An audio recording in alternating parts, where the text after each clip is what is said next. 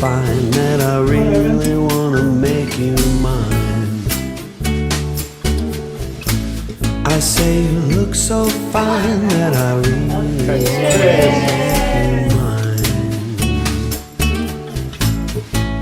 Oh, 4, 5, 6, come on and get your kicks. Now you don't need that money when you look like that, do you, honey? Big black boob, long brown hair. She's so sweet with her get back stare. Well, I could see you home with me, but you were with another man, yeah. I know we ain't got mucho to say before I let you get away.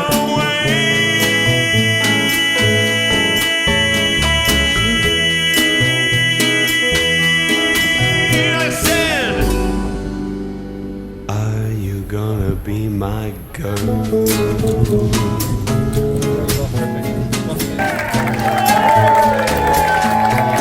I said,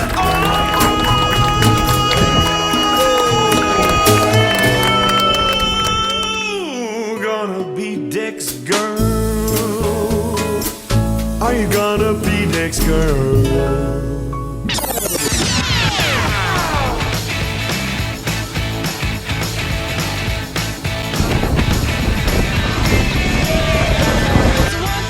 Take my hand and come with me because you look so fine that I really want to make you mine.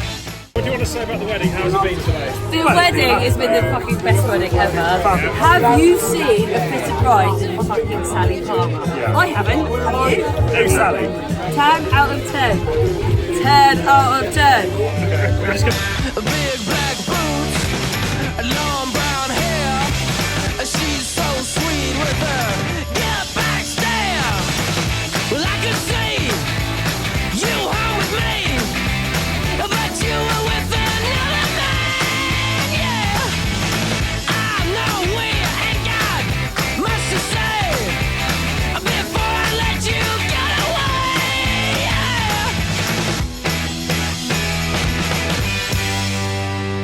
yeah. I said, are you gonna be my girl?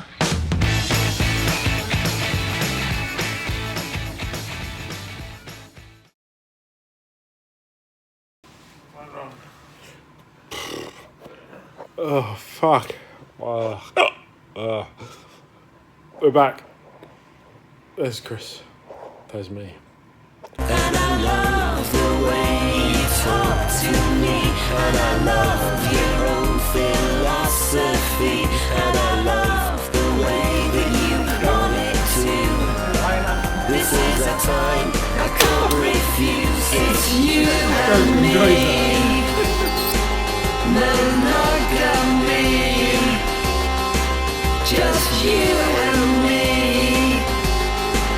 Pornography. It's everywhere, in every Fucking buggery.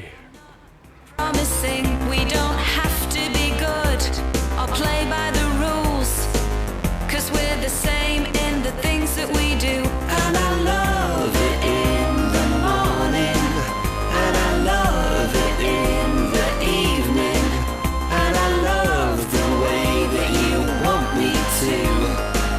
This is our time, I can't refuse. It's you and me. Monogamy. Just you and me. Pornography.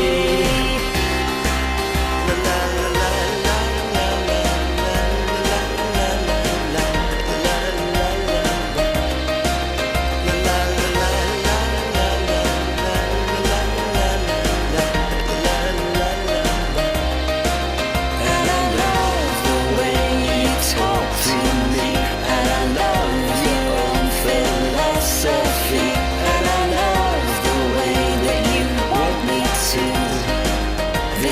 our time. I can't refuse. It's you and me. Monogamy. Just you and me. Pornography. It's you and me. Monogamy. Just you and me. Pornography.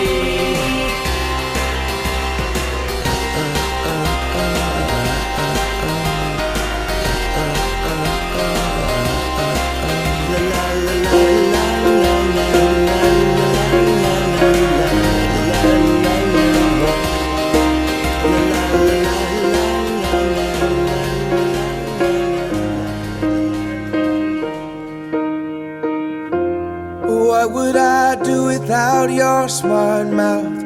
Drawing me in and you kicking me out. You've got my head spinning, no kidding. I can't pin you down. What's going on in that beautiful mind? I'm on your magical mystery ride, and I'm so dizzy, don't know what hit me, but I'll be alright. My head's underwater, but I'm breathing fine. You're crazy and I'm out of my mind, 'cause all of me loves all of you. Love your curves and all your edges, all your perfect imperfections. Give your all to me, I'll give my all to you. You're my end and my beginning. Even when I lose, I'm winning, 'cause I give you all of me, and you give me all of you. Oh, how many times do I have to tell you? Even when you're crying, you're beautiful too. The world is beating you down. I'm around through every mood. You're my downfall, you're my muse, my worst distraction, my rhythm and blues. I can't stop singing, it's ringing in my head for you. My head's underwater, but I'm breathing fine. You're crazy and I'm out of my mind, 'cause all of me loves all of you. Love your curves and all your edges, all your perfect imperfections. Give your all to me, I'll give my all to you. You're my end and my beginning. Even when I lose, I'm winning, 'cause I give you all of me, and you give me all of you. Oh, give me all of you. Cards on the table, we're both showing hearts, risking it although it's hard, 'cause all of me loves all of you. Love your curves and all your edges, all your perfect imperfections. Give your all to me, I'll give my all to you. You're my end and my beginning. Even when I lose, I'm winning, 'cause I give you all of me, and you give me all of you. I give you all of me, and you give me all of you. Oh.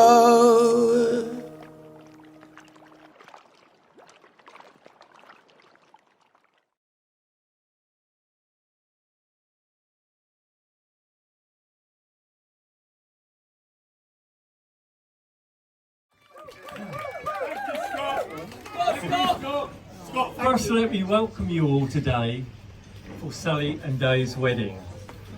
I thought the bride, groom, bridesmaids looked fabulous today. Sally, absolutely stunning. When I first met my wife Mary, and I think it was on our first date, she told me she had 3 daughters. My reaction was fearful. Run away! Run away! However, the girls have been great, been a great joy, and they've given us some of the best years of our life. And I'm very grateful to you both. Thank you very much.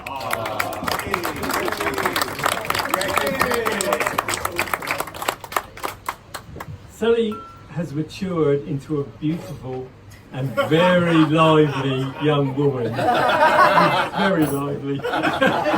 With many fine qualities. One of them being a great drive and ability to succeed in whatever she does.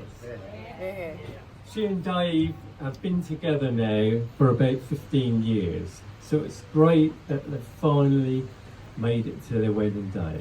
Dave, welcome to the family. And don't forget, all males stick together. So I will ask you all to join me now in wishing Sally and Dave all the best in their married life together.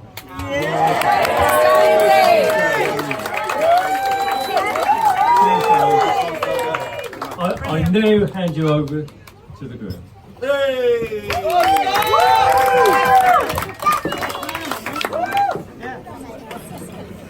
Thanks for that, Scott. Love you too. Good evening, ladies and gents, and welcome to Sunny Cyprus. On behalf of my wife and I'd like to thank you all for making the effort to come out and share our special day with us. And of course paying the money to come over here. I know a lot of yous you're not short of a few bob, but that's not the point. Thanks anyway, really do appreciate it. So I'd like to start by thanking Scott for his heartfelt Father of the Bride speech. Cheers, Scott. Having done that myself, I know it's not easy, but it's your job, so thank you. I must mention Scott's lovely wife, Mary, who looks absolutely beautiful today. She is now officially my mother-in-law. All mother-in-law jokes are inappropriate and will not be mentioned at this juncture. And thank you both for your generosity with your gifts. They both helped shape and guide Sal into the wonderful woman she now is, and they've always welcomed and treated me as part of their family, despite 1 or 2 faux pas on my part in the early years, say no more. Now, after having done all the obligatory research on groom speeches, most of them are toasting the bridesmaids at the end. I don't want to do that. That slot is reserved for the lady of the day. But I would like to now show my appreciation to them and give out a few gifts to Sal's maid of honour. Oh, maid of honour. My sister Leanne.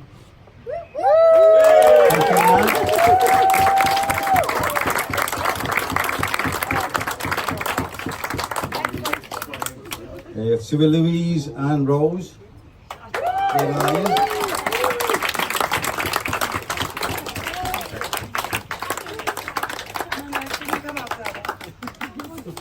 Gift was being there, babe. Thank you. Nice one. Nice one, Luke. Yeah. And to my lovely daughter, Donna.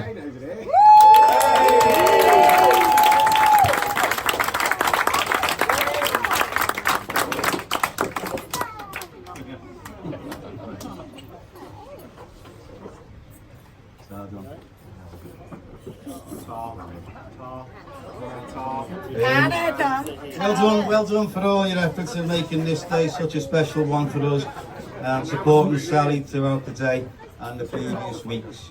And all that, yeah. And perhaps supplying the necessary vodka or three along the way. A special mention goes to our flower girls. My other daughter lives here.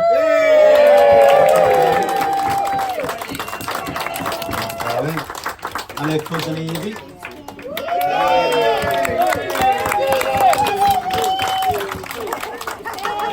Thank you, girls. I'm sure you'll agree they both look and are truly angelic. And an extra special mention to Tiny Flower Girl, my granddaughter Jessica, who's fast asleep at the moment, and Tiny Page Boy, my son Mitchell. They don't get no gifts because they're too young to understand, so we can get away with it. I must thank Lee, my best man. He did a great job. He did a great job of organising me stag do, and ensuring that I looked like a complete cock walking around the town centre of Tallinn, dressed like the love child of Austin Powers and Mr. Tumbles. The pictures are on my Facebook page if you want to go back. Seriously though, he's been there for me a time or two when I've faltered, and I know he would be again if I needed him. So cheers.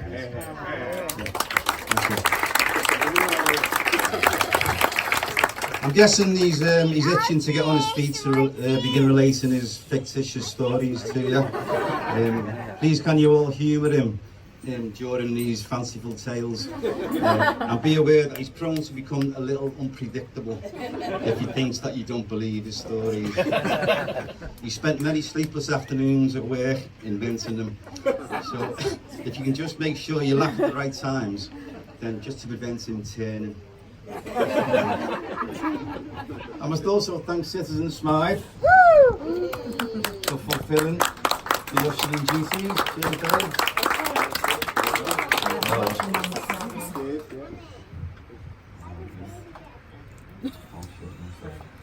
And a short notice standing in for my absent son's shoes, literally, who unfortunately had other duties to perform. Cheers, Dave. And so the final and most important part of my speech is dedicated to the beautiful lady. That's at my side. Oh, it's all about me, right? I make no apologies. If I get a bit emotional during this bit, please bear with me. Lay it on thicker. Where do I begin? And if anybody wants to read my book... Is that his speech? My daddy wrote it.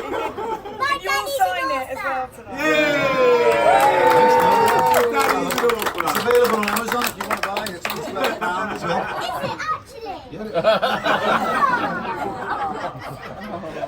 So where do I begin to say how much I love you and how happy and proud I am to call you my wife? You look totally stunning today, and I'm sure you'll all agree. But even if you were dressed in a bin bag, I wouldn't care, because to me you're always beautiful. We've been planning this wedding, you've been planning this wedding for over a year now, and I want you to know what a tremendous job you've done to put it all together, despite my feeble attempts to help.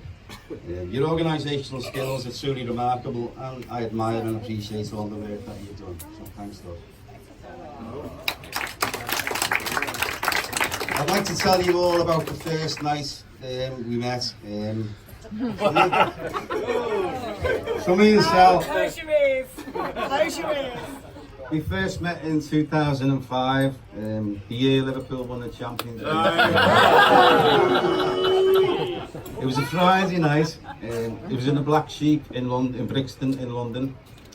It was my brother Pete who noticed that these two girls were sat in the middle of the room, Sally and Claire, her best mate Claire.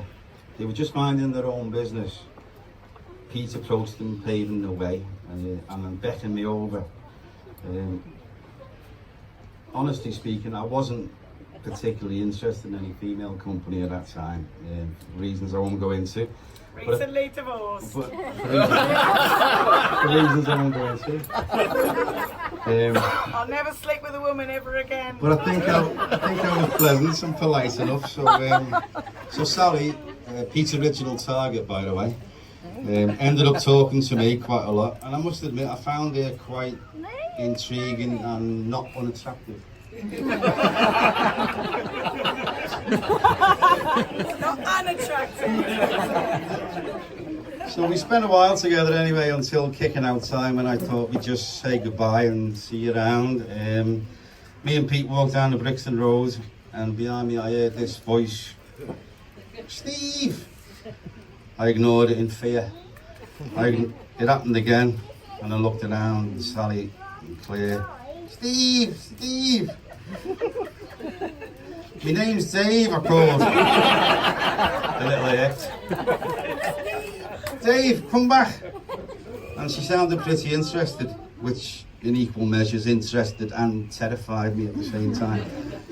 I asked them to accompany us to the African bar, a familiar late drinking venue, and me and Sal got on really well. We laughed a lot, and after a couple of more hours, I was hooked. The following day, as we walked hand in hand, like we'd known each other for years, she told me she was flying out on holiday later that day. And I was truly sad. Anyway, keeping the long story long, I drove her to Gatwick after spending a day together. We said goodbye, and I actually shed a tear or two on the drive back to London. I don't even know if I know that. And again, I thought that'd be the end of it. The following week, I couldn't get this girl out of my head, and it really concerned me. She was literally like no other girl I'd ever met.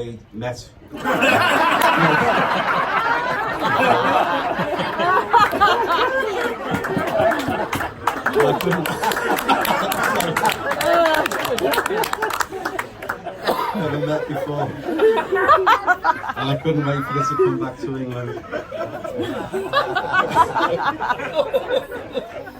Anyway, she came back the following Sunday, and I texted her once or twice, or maybe 15 times.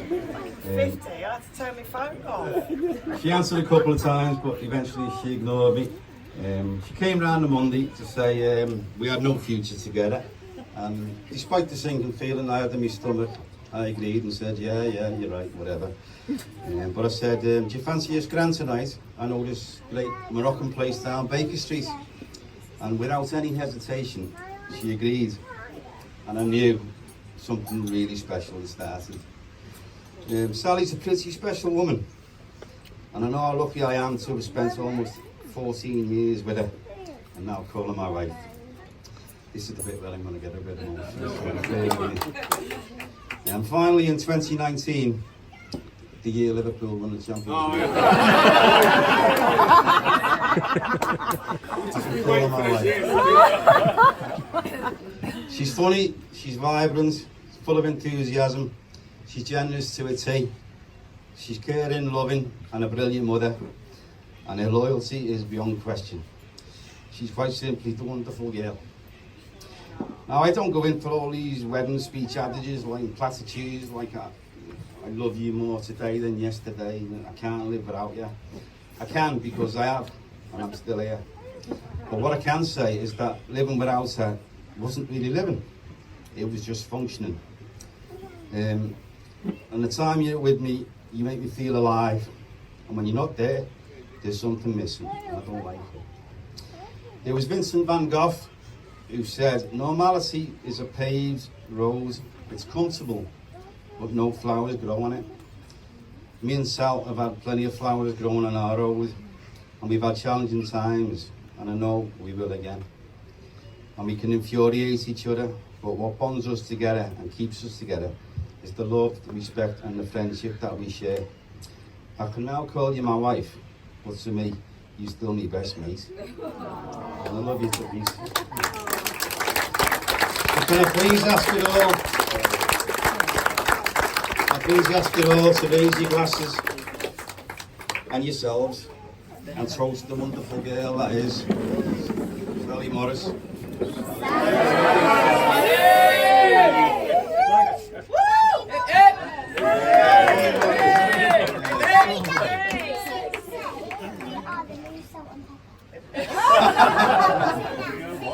We are the new salt and pepper.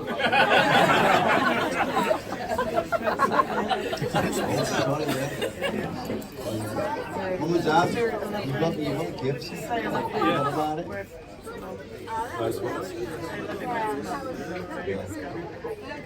Alright, now this is up.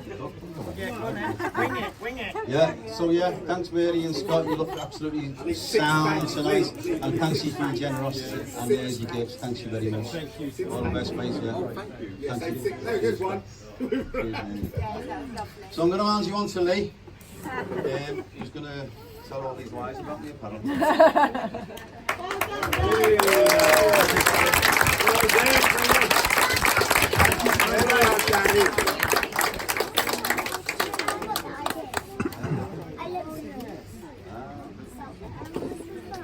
Right, Dave.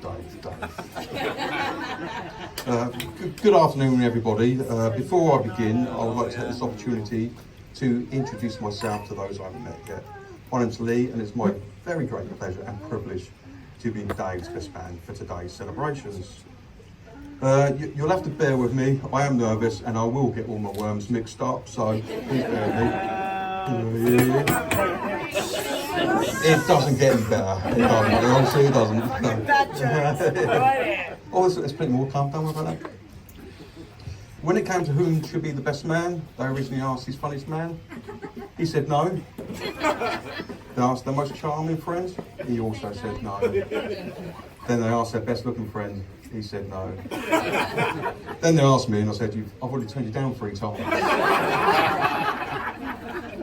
Yes, it's my job to stand here and talk about the bloke.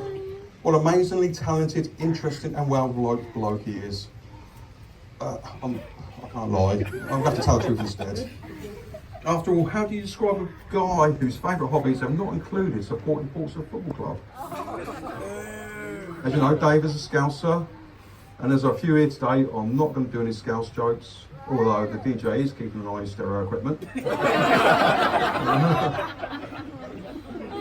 But I would like to share a story about one of the first times I actually met Dave, and it was the time when he had some snacks around at my house. I remember it well. Yeah, that included the mini baby bells. We all know what mini baby bells are, don't we? But Dave didn't. So he stuck the whole thing with the red wax and everything in his mouth in one go, and then commenced chewing it. And straight up. And we were looking at disbelief whilst he was saying, they actually don't taste very nice.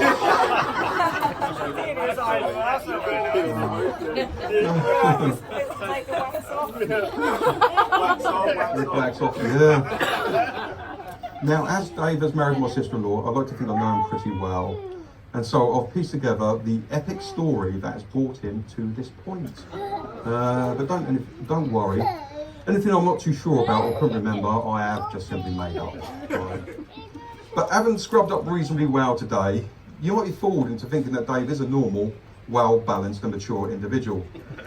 However, that couldn't be anything further from the truth. To be fair to him though, it's not his fault, except most of the time he should have been thinking logically about things, but he's just trying to juggle life through a passionate for drinking and an equal love of dodgy decision making. This has led to some interesting situations, and pretty much most of the ones I've been told about I can't mention, but one I can was passed to me by his mate Lammy, who is also an Everton fan, which I thought was a bit strange, being a Liverpool fan himself. So there you go. Anyway, as the story goes, Dave's brother was a massive Elvis Presley fan. They all went to an Elvis Presley night over in the West End, and above the entrance foyer was a massive glass fibre head of the king himself. They then decide that this monument to the rock and roll legend needs liberating.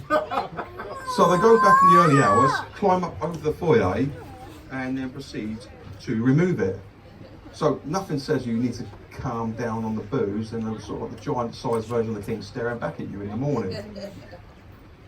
Now there's got to be a few times that you've actually woken up like that, and I actually have evidence of it as well. Do you remember that time, Dave?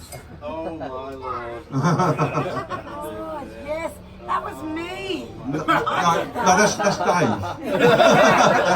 But I was the one that did that to him. He's still married. Yeah. No, you can't have a look. Bad words written on it. Yeah, pass it around. we can pass that around, yeah, don't worry. But from what I know, I think it's fair to say that Dave, like any other young man, as a semi-intelligent, forward-thinking type of person with an eye on the future, he soon began dreaming of where life would take him and what he would become. The only problem was his two main talents were an ability to drink and a working knowledge of the Liverpool football team. And he was struggling to see how he could combine the two into a successful career. So, I mean, he could never play for Liverpool because when he was younger, you actually suffered from a really nasty lack of talent.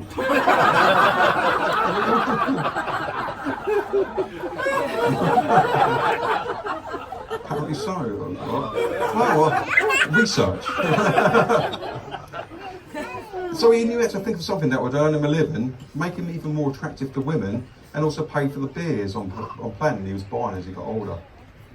So he realised he needed some direction and purpose in life. So he decided to write down all the things he was good at and enjoyed and go from there. And that was to be a life-changing moment. So with a real talent for looking interested when really he was thinking about what to have for lunch, an overwhelming ability to be busy when in fact he was achieving very little, and a burning ambition to work almost a full week, Dave dreamt of becoming an author. He really liked the idea of this career, as it would really free up. Oh, hang on. We got more. Oh, sorry, I wasn't. No, not at all. The more the merrier. The money all goes to Dave. I've never seen two in the same room.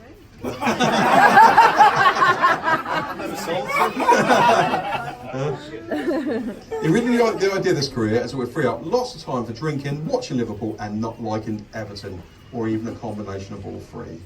But it's to his great pleasure that he did indeed do what all authors do, and he actually had that book published. And I've read it, and to be fair, it is actually surprisingly good. It's, yeah. Rose, it's a banger! It's a bloody good book! Yeah. But of course, Dave always wanted to share his world with someone special. And so one day he set about finding his whole life partner. This was a lot trickier than when you think your good time is to attempt to drink your own body weight in booze, but it got there. And so dating was to be an interesting journey for Dave.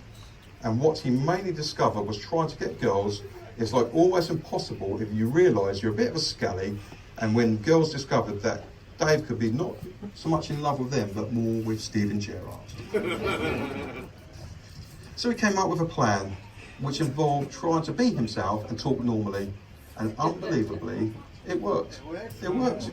So one day, he met the very beautiful, shy and retiring Sally. That's what it says here, yeah. And so we find ourselves here today. So rumour has it that as Dave works for Silent Butchers, she was completely bowled over by the opportunity to get the unlimited access to the free meat, and turn Dave just couldn't believe somebody this pretty was also happy to take him on as a project. But seriously, Sally, I know everyone here would agree with me when I say you look absolutely beautiful. Yeah. Dave really is a very lucky guy, and I know what a great couple you make. And I couldn't be any happier if you both stood here today. Together with your wonderful kids, you already make great parents and a fantastic family. And I'm so happy for him that he's found someone as special to share his life with as you. Dave, how do I sum you up in a few sentences? You've been a good laugh with a fantastic dress sense, which brings me on to picture number 2. That one we can pass around. When I saw it, I did really fancy it. Yeah, well, there you go. Whatever floats your boat. There have been plenty of laughs along the way. There have also been a few tears along the way as well. And remember the quarterfinals of the 2006 World Cup? The Golden Eagle? Yeah, I had something in my eye. Yeah, I remember. You were crying. Oh, but anyway, you're just more than a good a guide for the good times. You've been there to help, support and encourage others no matter what. And for all those times, that's including me, we'll all be forever grateful. So it goes without saying what a great dad you are to your kids, the little ones and the not so little ones. Yeah, so thanks for making the tough times not so tough and the good times really good, and here's to many more in years to come.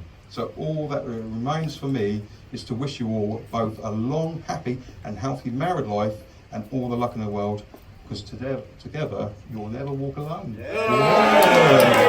See the bride in the room, everybody. Bride in the room.